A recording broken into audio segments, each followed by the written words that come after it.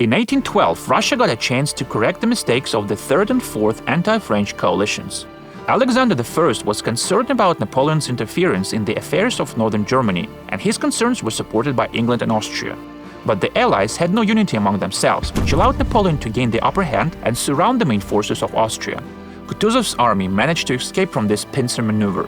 However, it was the defeat of Russia and Austria in the Battle of Austerlitz that decided the fate of the coalition. Prussia failed to join the opposition against Napoleon in time and lost 2 armies in one day. The Russian army was victorious at Preisish-Eilau, but was defeated at Friedland. Napoleon felt that Russia was no longer dangerous and proposed an alliance against England.